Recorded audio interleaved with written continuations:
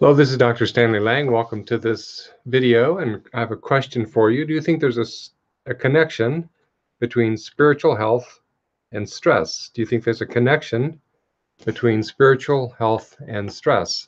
And the reason I'm asking the question is because of a patient that I saw today who was having a lot of issues that have to do with the second topic of this discussion, which is the connection between stress and inflammation.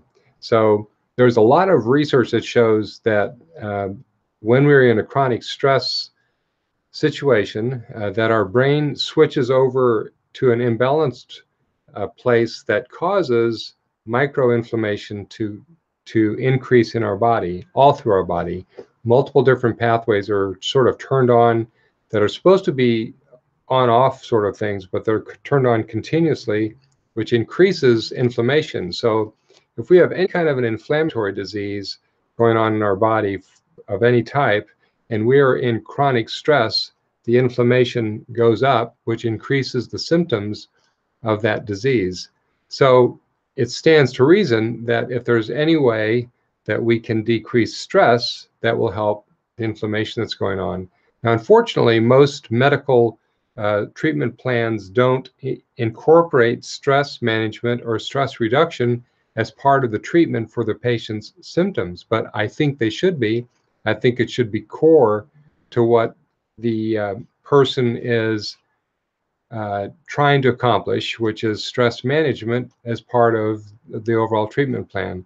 Now, the approach that I use in taking care of patients is what I call a whole person health approach, or a holistic approach, and health in physical, emotional, and spiritual parts of our persons. Now, the reason I'm bringing this subject up today is that I saw a patient that is in the agnostic / atheist category recently, who basically doesn't have this part of this triangle to work with. In other words, 1/3 or more of her resources for controlling stress have been eliminated. In fact, that part of our person I find to be the most powerful and cornerstone, literally part of our system for dealing with stress. That's why I have spiritual at the bottom of this, or foundation of this triangle, because the spiritual things that we can do dramatically affect stress more than anything we can do physically or emotionally, even though there are also many powerful things that we can do in those areas. So I teach a lot of different techniques in all three of these areas and combine them together to help people overcome stress, just for the sake of that they're going to feel better, but also to help them overcome the diseases that are aggravated by stress because of the inflammation pathway I just talked about.